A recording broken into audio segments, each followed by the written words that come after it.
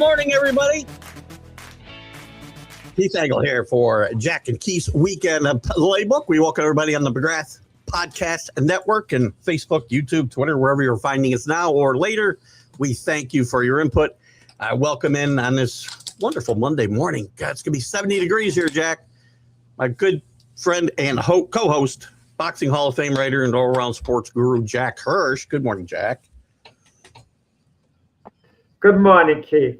I started Jack off on mute today just so we save No, you started off on the weather. I mean, well, what a great way to begin. I can give you what I'm excited about 70 degrees. You can not be, but, we suffered through a horrible winter here. We haven't spent it in Florida like you, so we get excited.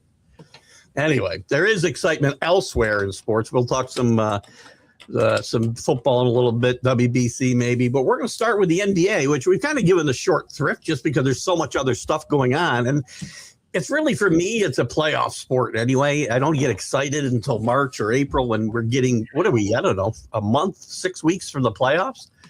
But some big stories. Knicks not playing well yesterday is kind of the lead for me. Every time I think they're a title contender, they throw this stinker up. They get a break. LeBron goes out early in the game, and it just feels like they don't show up. But Mike Brown, let me throw this out there because we haven't talked about this.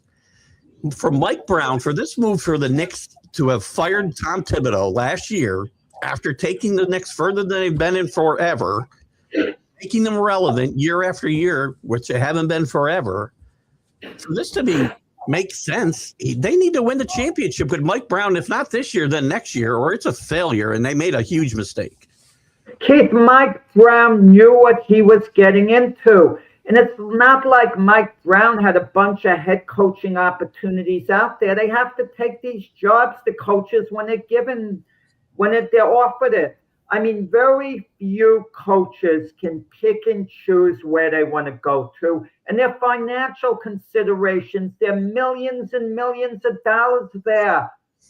Virtually anyone would have taken the Knicks job. The Knicks job's a plum job.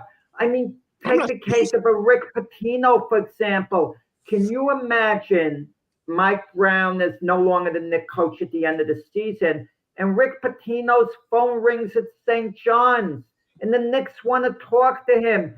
You honestly think Nick Pitino is going to say, I'm very happy at St. John's, which he probably is, and he'll say, I have no interest in the Knicks job? You think Dan Hurley at Connecticut would turn down the Knicks job? I don't think so. It is a plum job.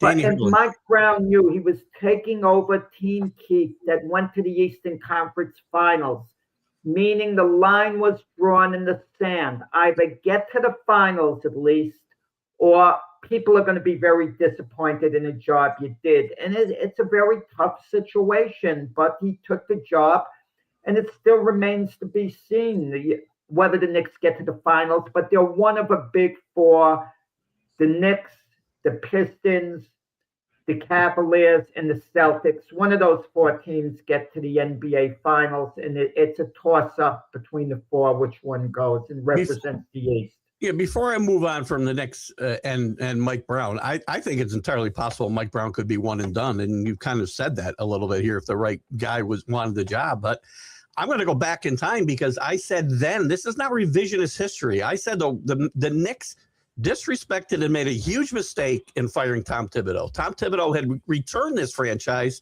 to relevancy. And they hadn't been relevant year after year anyway for 2 decades. They're going to win 50 games this year, even under Mike Brown, for like the third year in a row, only for the first time since Pat Riley and Patrick Ewing were there. Tom Thibodeau did a great job with his team. Oh, but he had issues, how he played his bench. He didn't play his bench much, Tom Thibodeau, during the regular season. And then in the playoffs, he started playing them more. He kind of switched up during the playoffs last year, which showed he was struggling a bit. Look, I like Coach Tibbs. I think he's a good coach. I wouldn't have moved on from him if it was my decision. This had James Dolan's fingerprints on it. Now, I've defended James Dolan a lot. Don't get me wrong. I think he's taken a lot of criticism he shouldn't take, because in reality, he hasn't seemed to be that much of a meddling owner.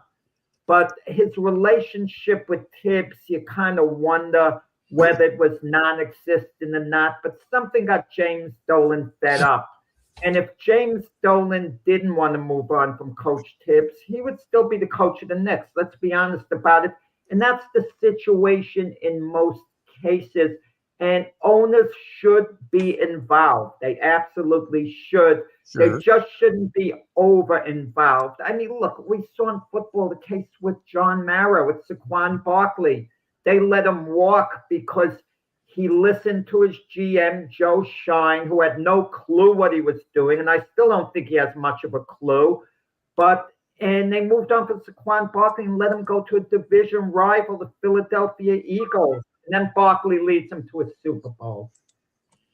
Yeah, listen, I think the Tibbs and Brown debate will not be solved until the playoffs, because the whole question, and you're not wrong, he was criticized for riding the starters too much. But again, the bench wasn't very good. Leon Rose didn't give much to work with. But we'll find out in the playoffs whether this strategy works better than Tibbs' strategy, because that was the criticism, that they didn't go further in the playoffs because, you know, some of his top horses were tired. Yeah, and also you kind of wonder with Coach Brown, he's made certain adjustments, especially on the bench. I thought they'd count more on Jordan Clarkson. He's been a little bit in the doghouse. He's been playing less and less, getting out Alvarado from New Orleans. He's going to have a certain amount of play. Landry Shampoo, you know, I mean, he's mixing and matching more than Tibbs is. But listen, it comes down at the end, you impact starters, what they're going to do. Is Mikal Bridges going to step up just a little bit more and show he's the type of player they gave all those draft picks for? Is Karl Anthony Towns going to really assert himself on a regular basis in the playoffs? I mean, there are question marks there, but the question marks that absolutely could be answered positively for the Knicks. Bridges stepped up last year in the playoffs, and I expect him to do the same here. And I would expect less bench time, bench use. You got to use some, I get it, but you got to ride your starters come the playoff time. We'll find out whether this strategy during the regular season is what and that's what James Dolan wanted. He didn't want Tibbs and his strategy of riding starters. So ultimately it depends on what the Knicks do in the playoffs. Going into the season, Keith, the Knicks were favored to go to the finals. Tatum was supposed to be out for the season for the Celtics, and we thought the Celtics window was kind of closing somewhat anyway. Cleveland was a team the Knicks could always handle. Yep. We thought Detroit might be improved, but they weren't still quite on the level of the Knicks, who beat them in the playoffs last year. But things have changed. Look, the Pistons have lost 4 in a row. But it was just a couple of weeks ago that the Pistons were the favorites in the East. They were looking great. They dominated the Knicks in all 3 of their contests. Jason Tatum hadn't come back to the Celtics yet. Before the James Harden deal, the Cavs were the Cavs. But the Cavs are now a serious threat with James Harden joining them. The chemistry's been very good there since Harden's gotten there. Tatum coming back to the Celtics, that's like getting a superstar at the trade deadline. I said yes. And the Pistons, even though they've been faltering a bit, they might get their mojo back. And they match up well against the Knicks. For the Knicks to get to the finals, they're going to have to beat one of those 3 teams. Let's say the Knicks are going to have to beat the Cavaliers. Then maybe have the Celtics beat the Pistons, and then the Knicks beat the Celtics. They kind of have a scenario like that. I don't like the Knicks matchup against the Pistons if the 2 of them square up in the playoffs. I love their matchup with the Cavs, though, because the Cavs, again, we talk about Harden like he's, you know, a savior, but he's been supposedly the final piece for a bunch of teams, and he's never won an NBA championship yet. But let the Cavs beat the Pistons, let the Knicks beat the Celtics, then it's Knicks and Cavs in the Eastern Finals. That would be the ticket to get to the finals, the best scenario, I think, the best matchups. Yeah. You know, there are a couple of other teams hanging around in the East who might have a little bit of a say. You never know. A team like the Orlando Magic, who've been disappointing this year, maybe they peak for the playoffs. I mean, we can't be completely dismissive of the Philadelphia 76ers if they're completely healthy, Embiid and Maxey. Yeah, they come under the category of you never know. We put them under the category, a team like the Sixers and Magic, we give them a puncher's chance. Brian's got if the Knicks don't get the championship, definitely the Knicks front office fall. No, but why? They didn't get to the finals with Thibodeau. But you had made progress every single season under Coach Thibodeau. Every single season you made progress, and they got better, and they were more consistent. And he wasn't allowed to finish the job because they thought I wouldn't have fired him. I wouldn't have fired Thibodeau, but I don't want to get carried away with all this. Mike Brown has been a good coach in the NBA. Loads of experience. How many championships has he won? How many championships has he won? Okay, wait. Kenny Atkinson, the Cavalier coach, a wonderful coach. How many championships has he won? None. Mike Brown's won championships as an assistant coach, right? With the Warriors. So what? That doesn't matter. Who cares about that? No, he's not the head coach. The head coach is what matters. Again, Brian's right. Danny's right. It's the front office fault because they fired Tibbs because they said and you can't deny this. They fired him for one reason. They said he can't take him any further. So if the guy you hired doesn't take you further or takes you even less of that way, it looks bad. Oh yeah, it absolutely looks bad. They got Mike Brown to, at the very least, minimum, get him to the finals. We know that. Anything less than getting to the finals it's been a disappointing season for the Knicks. If they don't even get to the Eastern Conference Finals, then it's considered a failure this season. I'm not sure, Jack. But listen, Keith, I named the big four teams. Yep.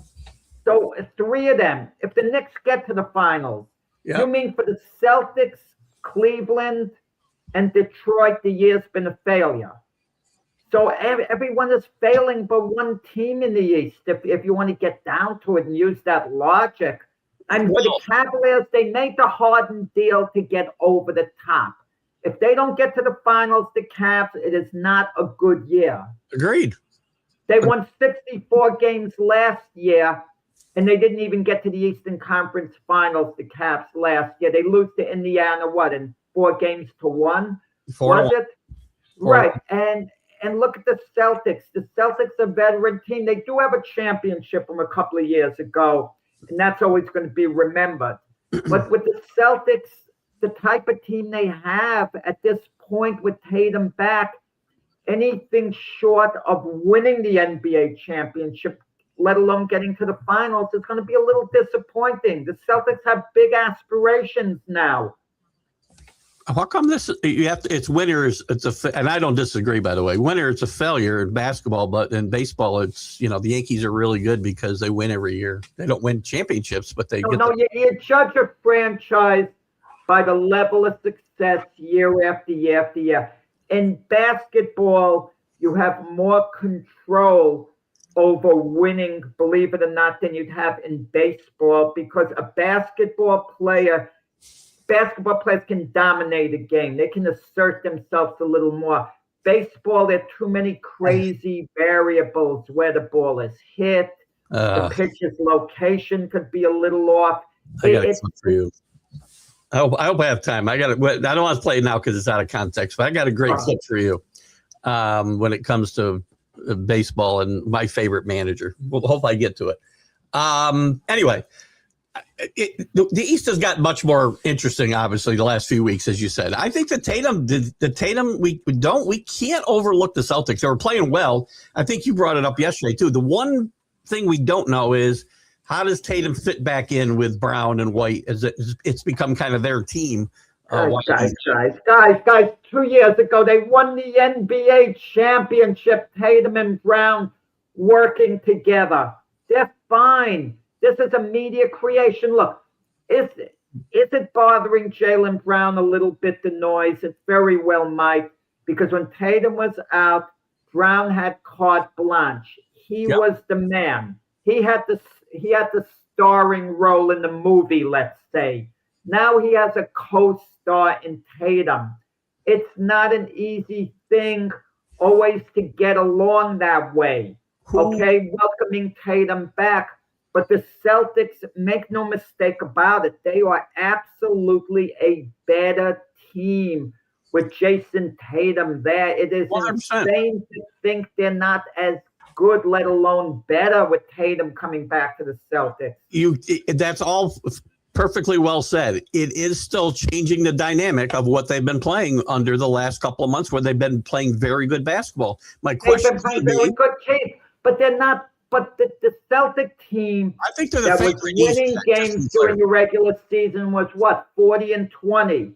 Yeah. That Celtic team has only so much upside without Tatum. They're not good enough to win the NBA championship without him. It's the same when Jordan sat out.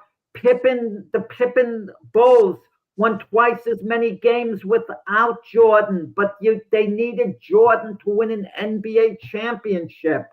I agree that they're a better team. They're definitely. I think they're the favorite in the East. If Tatum comes back healthy, stays healthy, I think they're the favorite in the East. I agree with you. But the question is, how does Jaylen Brown? And again, that doesn't mean there won't be gelling issues with these three guys. They played together before. We know that. Jaylen Brown strikes me as a guy that once he's got a grip on that mantle, he may not want to give it back so easily. Yeah. I think he might be the key to how well these guys play together and whether they can get out of the East and win a championship. Yeah, well, they'll have to be in the look. They have people in their ear. That's the unfortunate part about it. Jaylen Brown, like any other NBA star, he has friends. He has an agent. They keep telling him, no, you got to assert yourself. Don't let Tatum take over. People try to put things between star athletes. I mean, traditionally, Keith, look at teams that have had two great players on it who are virtual equals. Look at the conflict. We had Shaq and Kobe. We had Magic and LeBron. If one player is obviously a little better than the other, you're not going to have conflict, like Jordan and Pippen. Jordan's a little better, obviously. You're not going to have conflict. Bird and McHale, Bird's a little better. You're not going to have a conflict. But when two guys are virtual equals, it is a battle to see whose turf it is to an extent. And it's not just the competitive nature of the athletes. It's other people putting things in their ear. Whose team was this before Tatum got hurt? I think it was Tatum's team. Well, Brown was Finals MVP, but Tatum was picked for the Olympic team and Brown wasn't. If you ask most people who is the better player, the edge would go to Tatum. But Brown played on an MVP level with Tatum out. He did play well. He played exceptionally. He played exceptionally well. Well, Brown. I think they're the favorite in the East. Out West, you look at things have gotten more interesting out there as well. I mean, we're ready to anoint the Thunder as one of the best team in NBA history in December. Well, you want to predict. You want a prediction.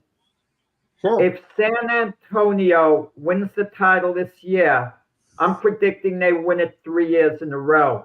Because San Antonio is the team on the rise. The Thunder are as good as they're going to get. And if the Thunder has to face off against the Spurs in the playoffs, it's going to be awfully tough for the Thunder to beat them. Not that the Thunder can't.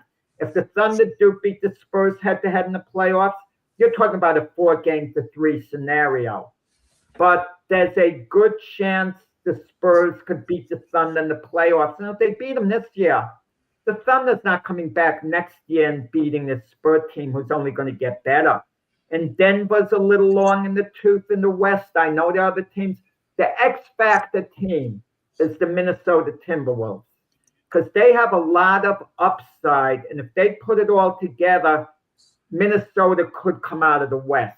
they could beat San Antonio this year. Absolutely. It'd be interesting to see what happens in the West for sure. I like the Nuggets. I've said it a few times. They're starting to look like, and it's a little early to say they're falling apart, but they're only 5-5 in their last 10, and they've fallen to the brink of that play-in level. So I'm not crazy about the Nuggets. The Nuggets are one of these teams that are still good, but the window is closed just enough, and the other teams have caught up. I mean, if the Nuggets play the Timberwolves in the playoffs, I give an edge to the Timberwolves. Maybe San Antonio, OKC. I mean, maybe they beat one of those teams. I don't know. But I don't see the Nuggets just going through the playoffs to the NBA championship. I just don't see it. Who's better? So we talked about if we eliminate the top three for a second and we talk about who's the best next team. Is it the Rockets, the Lakers, or the Nuggets? Or the Suns, I'll throw in there too. I think it's the Nuggets, but it's all on Joker's health. Yeah, I mean, I'm tempted to say the Rockets, but they're basically the same as they were before they made the deal for Durant. The Suns have improved. Dylan Brooks is going to be out a little while. He had an off the court issue with recently. Phoenix isn't a title contender. They've overachieved this year. I think they're not really a title contender. The Lakers are great soap opera fodder. Lakers as good as they're going to be. They're not all of a sudden going to peak for the playoffs and be better. The Lakers are capable of springing an upset in one playoff series. But this Laker team isn't built to last through the playoffs, beat top team after top team. So what do you think about, Danny thinks the Rockets are the best team of that group, and I think they're good. I would give them a little edge over Denver. I think Jokic, there's a certain amount of wear and tear on him. All-time great player, but a little bit of wear and tear in Jokic at this point. Go as far as he can take them, though. And look, they took OKC to 7 games last year. Minnesota, the Timberwolves are the team. Rick is calling Anthony Edwards. He says they're soft. They're not likable. That's the problem. You look at the Minnesota Timberwolves and you see two players in particular who you don't like, and people tend to make it personal in a sense, even though I know it's not personal to them. You look at Anthony Edwards, he's not the most likable guy. He's a great player. Just the way he acts, with his charisma, how he carries himself. He's the type of player in a way you don't want to like, even though I'm not saying he's a bad guy at all. I'm not saying that. And then you look at Rudy Gobert, what do you immediately think? Oh, he's a lazy bum. He should be doing more. I don't like him, this and that.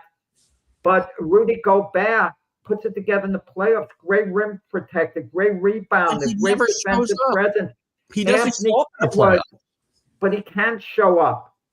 He showed up partly before they've gone to the finals of the West. I mean, he showed up. He just didn't take the ultimate step. And if Anthony Edwards plays like a superstar and Julius Randle there, I mean, that's their big three. I think Randle, because again, he's had trouble stepping up when he was with the Knicks in the playoffs. So I think Randle might be the key to this team if they are going to get out of the West or compete in the West. Keith, tell me this. Can you imagine the T-Wolves win the championship and A-Rod is in the locker room? What's A-Rod's role with the team? What does he know about basketball? I keep forgetting about A-Rod and the T-Wolves, quite frankly, because I go to any games. Does A-Rod go to the games? I don't really know, quite frankly. I mean, I don't see a lot of Timberwolves games, so I don't know. I don't think he's sitting. Well, we don't see Jimmy Dolan in the stands anymore either. I'm sure he's at the games, but you don't see him on the floor like we used to. Yeah, I mean, James Dolan, I know has issues. Don't misunderstand me. But I don't like when people keep blaming owners for something all the time, because it's a no-win situation for the owner. When you get involved, you get blamed for meddling. When you don't get involved, you get blamed when the team loses. Like, this Thibodeau thing that you mentioned before, yeah, it is a James Dolan thing. Sure it is. No doubt about it. And banning Charles Leah Oakley wrote from the that Cardinals. he probably was the fall guy in it, not wanting to move on from Thibodeau. James You know Dolan, what's interesting during the game yesterday? Late in the Laker game, when it was apparent the Knicks were probably going to lose the game, Mike Brown is conferring with Rick Brunson, Jalen Brunson's dad, how much longer they should keep Jalen Brunson in the game, his son. And I like that human aspect of it, because that's his son. He might say, you think we should take Jalen out, Mike Brown could say to him. And I think that was the way to go. probably. I mean, again, if you want to save guys for the playoffs, you don't waste them in spots that are useless and they can't win. So, I mean, I would do that too. If the Knicks get beat in the first round, what's next? Mike Brown gets fired. If the Knicks do not get to the NBA Finals, they are going to make a major off-season move. A major off-season move that probably involves Karl Anthony Towns, 100%. Bridges, Josh Hart, and Nobi. And Brunson's the only one that can do six. First up, they're going to try to target Giannis. If that doesn't work, they might try to target someone like Zion Williamson. Take a chance. I know he's been somewhat injury prone. It's definitely worth the chance. He's a terrific player when healthy on the court. When healthy, I mean, you have to take a chance. You've got to take a chance. You can't run it back with the same exact crew if you don't get to the finals. I get it. And you're probably right. I bust this team up, except Brunson's the only guy safe, probably. And a couple other guys will come back. But I break it up. No. I don't mean break it up. Make the one deal to try to get an impact player. You just talked about 3 key players being gone. That's busted up the team. Who would be on the trade market? You'd have to do something, and you can't get a player that's long in the tooth, like a Paul George type player. You got to get a guy who still can make an impact. Obviously, the Knicks would target Giannis. That would be the big thing to do. Outside of this cast they have right now, the only thing I want to see, if they fail and they lose in the first round, like Danny says, let's say, I would like to see what Brunson and Giannis can do together. I'd like to see that. At least it'll be fun. But who would be their surrounding cast? That would be the thing. Well, again, I like to find a way to keep Josh Hart on this team. I love Josh Hart. He does all the dirty work. I'm not crazy about Josh Hart. I'm sorry. I know he brings a certain energy at times. He gives you a bit of a defensive presence. You might be lacking at other times, but he's not a closer, Josh Hart. Did you? I don't know this. Rick says you had LaFlop. Correct. Wait. I thought that would be the best place for LeBron to go. LeBron can still play the game at a high level. We agree on that, right? I agree, but I don't want everything comes with him now off the court. I think he's a great player. I defend him on the court all the time. I don't know if I want to get off the court, Keith. What are you getting off the court? What do you care? More media attention? Well, who cares? You got to bring Bronny with him, probably. I got to deal with all the whatever. I mean, I don't want LeBron here. He's a soap opera today. He's a great player. We've got to find out at a certain point whether Bronny can play or not. I'm going to say this in defense of Bronny. If he wasn't LeBron's son, he's probably... Maybe he's good enough to hold a roster spot the way he's holding now. Very limited time.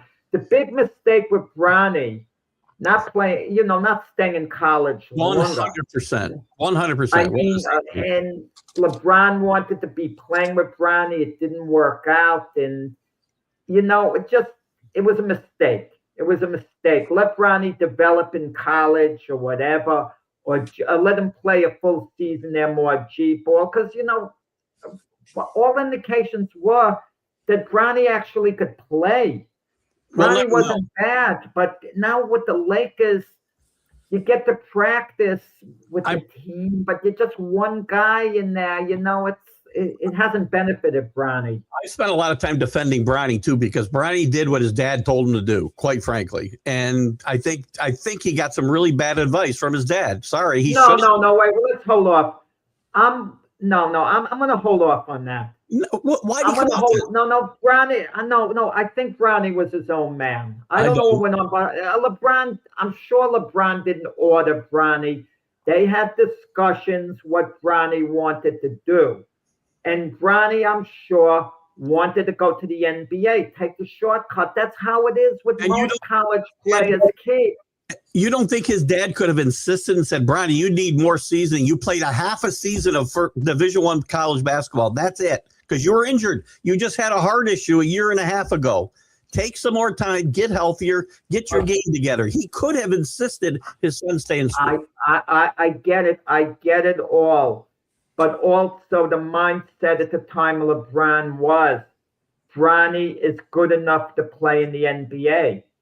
Remember when Bronny was in college, LeBron was looking at the monitor of an NBA game, and he made a remark. You mean to tell me Bronny isn't better than most of these guys? Sometimes a parent has an overstated opinion, an overrated opinion of his kid's abilities. That's natural parenting. And that was the case with LeBron viewing Bronny's game. And also, keep this in mind, Bronny may have been a better player then than he is now. Bronny at one point was projected to be a first-round draft choice in the NBA. A mock draft once had him going number 15. They thought he could actually play. That was before he had his health issues, and before he played a half a season of mediocre college basketball. We'll never know. I don't agree with Rick's comment, and I haven't forever, that Bronny at best is a G League player. I don't know what Bronny could be. If Bronny were coming out now and he had spent the last 2 years in school, I think Bronny would be a hell of a much better player than he is today. And we're never going to know how good Bronny could be because he came out too soon.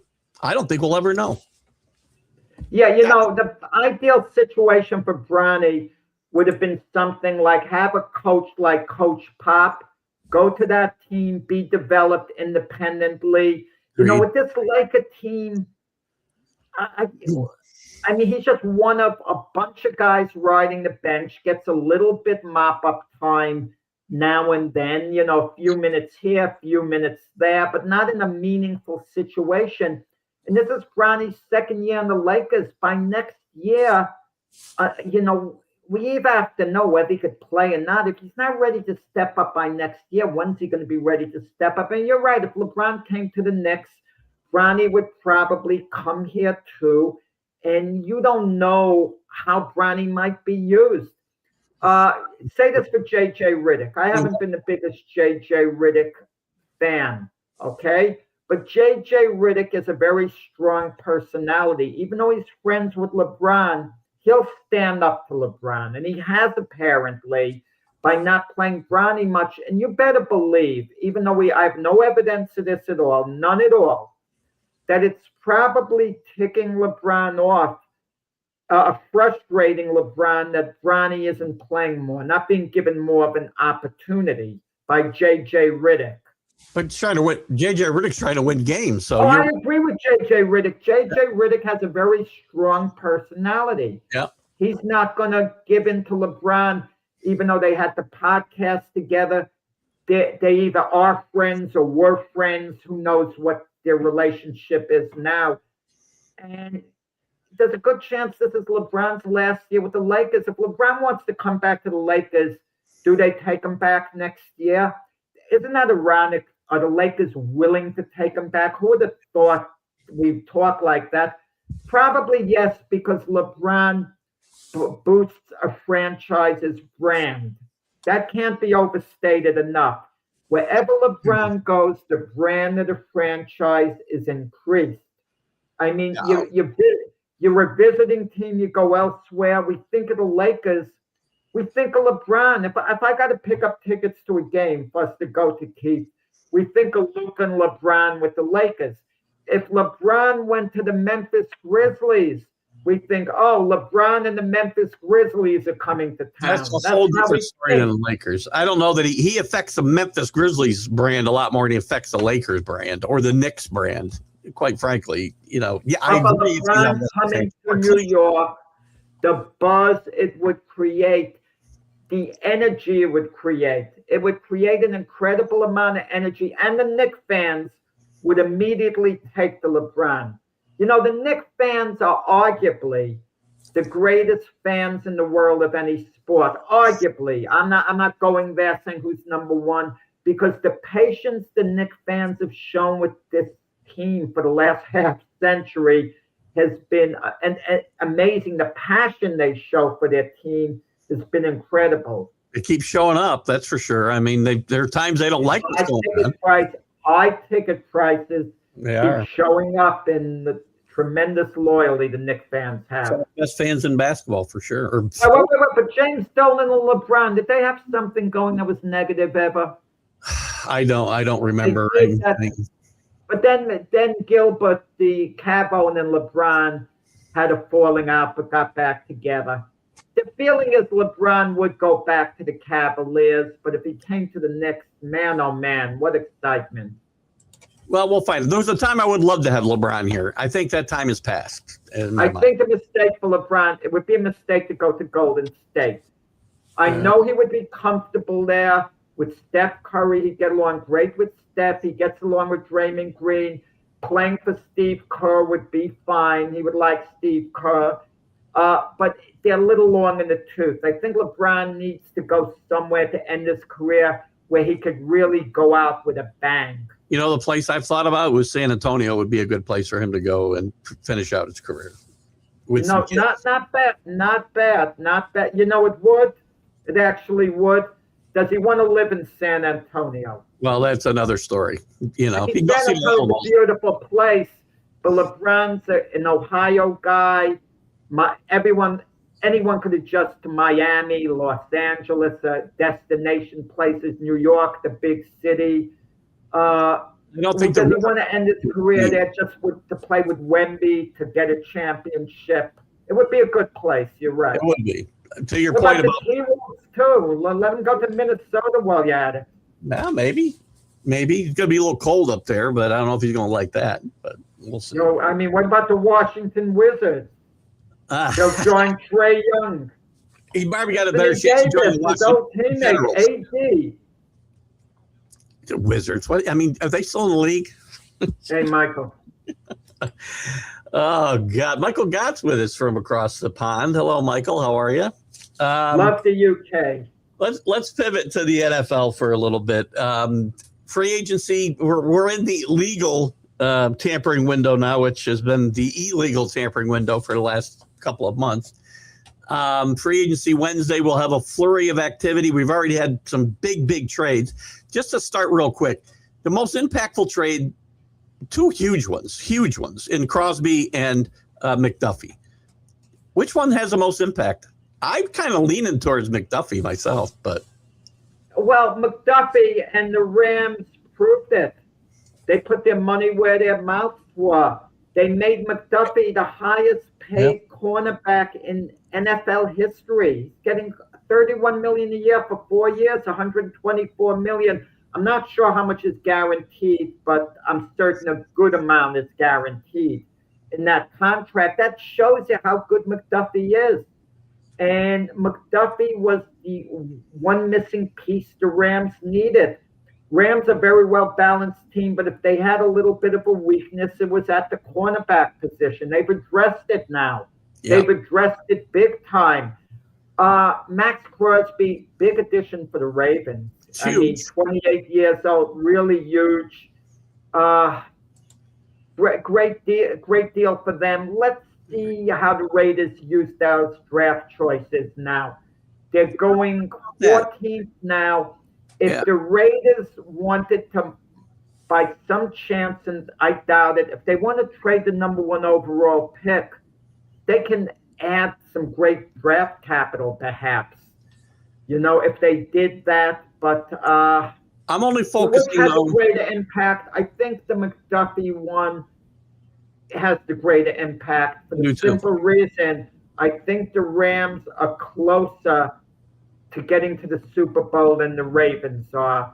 That's the reason I think the McDuffie deal has a little more impact than the Max Crosby deal. I think it's closer than we might think, because I think this was a big move for the Ravens and Jesse Minter to say, we're going back to the identity that we've had for 2 decades of being a gritty defensive football team. And I think he wants to get back to that, and this is the first move towards that. But I think McDuffie's more impactful, as you said, right now. DJ Moore, Danny, I'm not so sure. He'll have an impact, but I'm not detail because it's not as big an impact as the other guys, DJ Moore. I don't think so either. Maybe if he can turn the clock back a little bit. I mean, he was a really good receiver at one time. I'm going to tell you what, that was a really good deal for the Bills, too. The Bills, of all the teams in the NFL, have the least cap space to play around with. They can't do anything in free agency going forward. I mean, they can only make the most minor of deals. So basically, the Bills going late in the first round, if a decent receiver's there, maybe they draft a decent receiver to complement DJ Moore. Maybe they stick with Keon Coleman. And with James Cook running the ball, the offense should be fine. I will say this: DJ Moore going into that offense with arguably one of the top 2 quarterbacks, or 3, or whatever number you want to give in football, throwing a football to him, he's going to have a resurging year, I would say. And the Bills' window is not shut. Not with those. Didn't they make another move? Wait, correct me if I'm wrong. Elijah Moore from the Cleveland Browns. Did he go to Buffalo? Elijah Moore. Don't remember hearing former 3rd-round draft choice of the Jets. The Jets guy, right? Yeah. Who could still, from Cleveland, could he still be a useful receiver? Elijah Moore is currently with, let me just go back to the news here. Hold on. Yeah, because Broncos have signed Elijah Moore. Broncos, I'm sorry. I flubbed that one. Okay, wait a minute. Now, the Broncos don't really have a series to throw to any. I'm trying to figure out where he is. This is a month ago. They're talking about him. Month ago, yeah, he went somewhere about a month ago. It looks like he was with the Bills early in 2025. He went to the Broncos during late in the season. Broncos, okay, I got it mixed. Yeah. Right, okay, I'm thinking way down. But keep in mind, you have Josh Allen throwing the football. Okay, that makes a major difference. We saw that last season. If you ask me who the best receiver in the NFL is, it's arguable. It comes down between 2 guys, Jamar Chase, or the guy who I like, near a tinge better than Jamar Chase, but Jamar Chase is great. Don't get me wrong. Justin Jefferson. Great player. Justin Jefferson wasn't that effective last year. He really had no one to throw him the ball. The quarterback. And that makes all the difference. I mean, Garrett Wilson on the Jets, Aaron Rodgers wasn't really throwing him the ball that much. A lot of chatter this weekend about Kyler Murray and the Vikings. I don't know. I think it's a great move for the Vikings. A great, great move to get Kyler Murray. You got to be out of your mind if you're building your offense around J.J. McCarthy. Enough is enough. 2 years have been, I don't want to say been wasted waiting on J.J. McCarthy, because Darnold had the one big year. Last year was a fiasco. And as bad as last year was for the Vikings, they were still 9-8. They weren't exactly terrible, 9-8, even though they didn't make playoffs. J.J. McCarthy, I wouldn't be overly concerned about his feelings. You bring in the Kyler Murray. The worst thing that's going to happen if Kyler Murray is ineffective, you bring in J.J. McCarthy, then fine. And J.J. McCarthy can get an opportunity again. But if Kyler Murray's playing really well, why would you be concerned with having J.J. McCarthy as your future quarterback? Kyler Murray was the first overall choice in the draft. People forget that. I agree. And I think about this, I know Brian brought this up the other day too. I think it's not about he can fit into that offense easily. Kevin O'Connell's a quarterback whisperer. He will make Kyler Murray a better football player. My only question is if you take Kyler Murray, I'm not sure he gives you the best chance. With your window's wide open right now, they're in win now mode, and he still might be a rebuilding project. Kyler Murray. If I'm looking at the long term, I want Kyler Murray. I think all these other free agents. But if I'm thinking about just this coming year, maybe he's not the guy. But I still like Kyler Murray here. Yeah, Keith. It's funny. Imagine George Steinbrenner was still wheeling and dealing for the Yankees. Kyler Murray was a highly regarded shortstop prospect drafted by the Oakland Athletics. Can you imagine Steinbrenner gets his rights and gives him a giant bonus? And Kyler Murray finally wants to give baseball a go. He's tired of this nonsense quarterbacking and concentrates on baseball. Wouldn't that be a heck of a story? Wait, wasn't he a high draft pick by the A's at one point? I think. Yeah, he was. He elected to play football. Yeah. We never know how these things would have turned out. Even Deion Sanders, who actually was a successful baseball player, he always wondered how much better he would have been had he dedicated himself strictly to baseball. John Elway, what a great athlete. He would have been a terrific player on the Yankees had he played for them. Like Bo Jackson, had he concentrated only on baseball, he was outstanding as is. He would have been a great player for sure, without a doubt. Kyler Murray, who knows? Michael, they talked about Crosby to the Patriots a few times, and it wasn't necessarily about Brady. No way Brady was sending him to Mike Vrabel. The Patriots were never giving up 2 first-round picks for Max Crosby. Yeah, come on. I could understand within your division sometimes you don't want to trade a player there. Sean Payton sent Max Crosby a note after he got traded to the Ravens.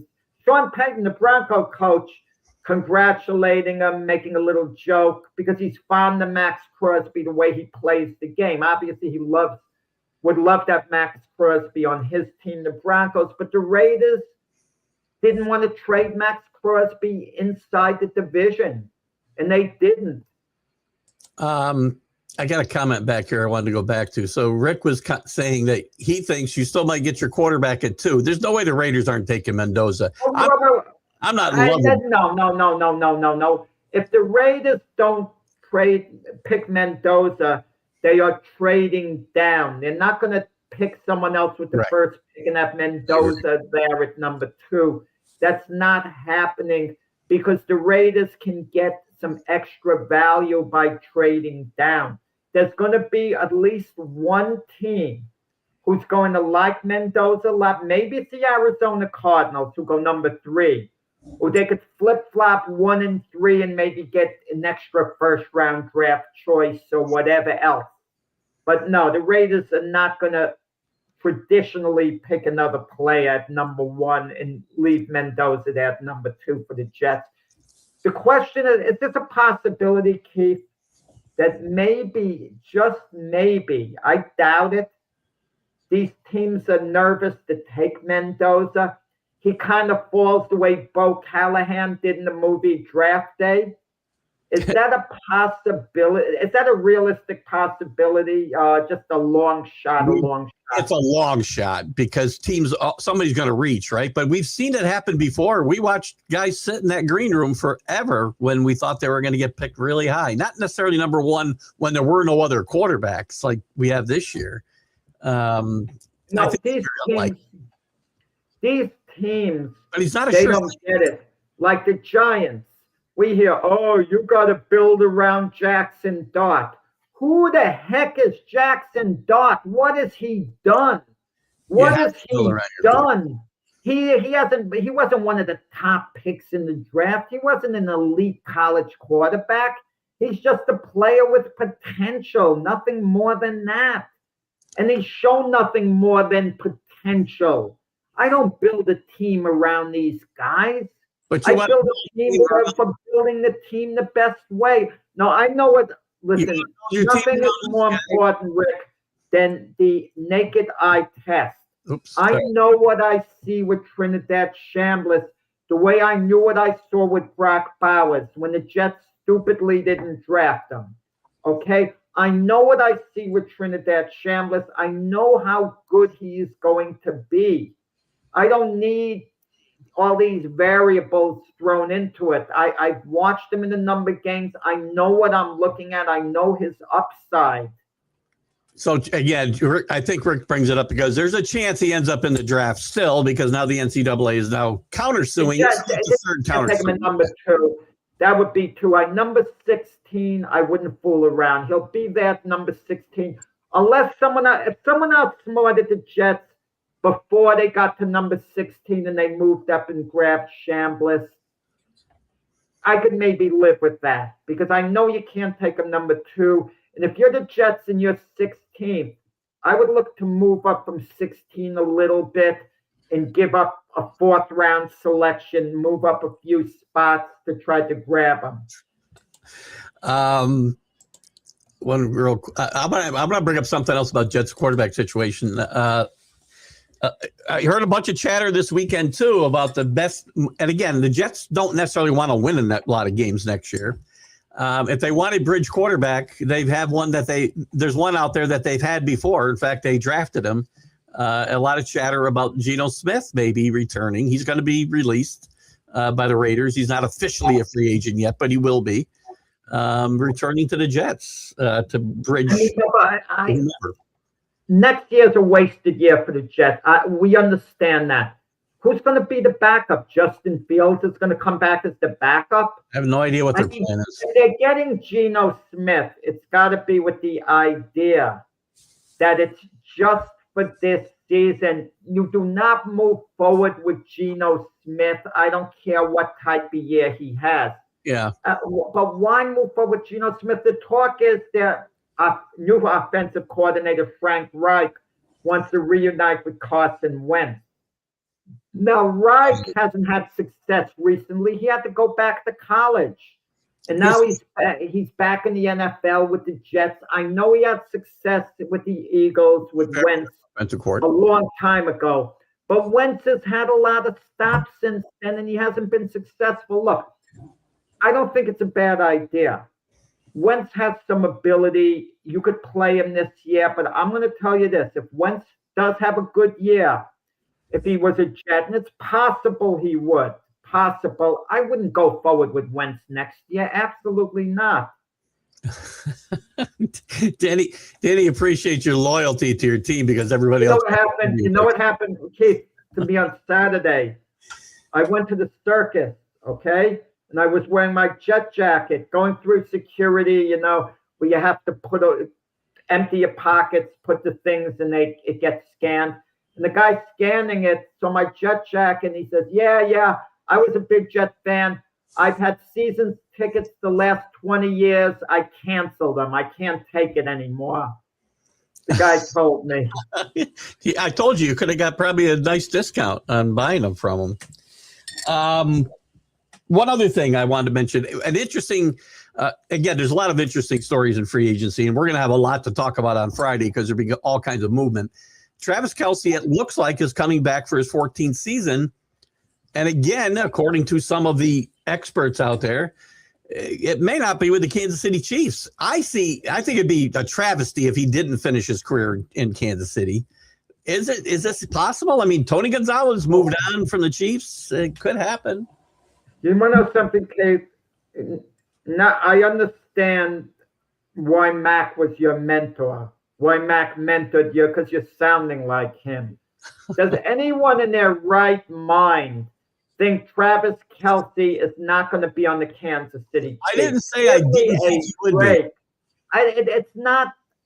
It's not even worth dignifying, talking about, but I will talk about it since you brought it up. He's a free agent. As soon as the Chiefs hired Eric Bieniemy to come back as the offensive coordinator, Travis Kelce was posting things about how excited he was.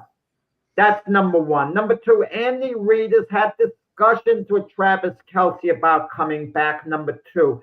Number three, a contract isn't going to make it or break it with Travis Kelce. He's made a fortune of money, and look at who he's marrying, a billionaire on top of it. Travis Kelce is playing for love of the game, and he's very close. Maybe his best friend is Patrick Mahomes. They are very close. He's closer He's to not going anywhere else. And on top of it, the Kansas City Chiefs are never going to tell Travis Kelce they want to move on from him. And last but not least, if I haven't said that before, last but not least, he can still play. He had a good season last year, bounce back year. He can still play. You know, the most important factor is they're not going to find a better tight end to play than Travis Kelce right now. So they might be their best bet is to bring him back. So listen, I also said coming back. He's a Chief legend. They're not going to want to move on from him. Just to your original comment about me bringing this up, I did say in my opening remark was that it would be a travesty if he didn't finish his career with the Chiefs. I'm not saying he's moving anywhere, but it's chatter that's out there. So Mac didn't give me the mute button though. He did. Yeah, Mac would mute me a lot. I do have my mute button. I can't blame it. Yeah. No, Mac was very effective with the mute button. He knew how to quiet me down. I got one last thing I want to talk about before we go today, and I'm going to play this for you. And it's the only baseball topic. I was going to get into WBC. We don't have time. I want to play something for you about my favorite manager, your favorite manager, and why he is so bad. I will show you. He gave me the perfect evidence yesterday. I know you're going to say it's spring training, but I don't care. Listen to this. Trent Grisham, a Gold Glover, play center field, like that relaxed, easy nature,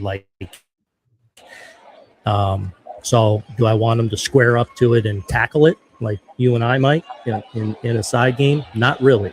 I want him to catch the ball and get it in and keep that guy off second base.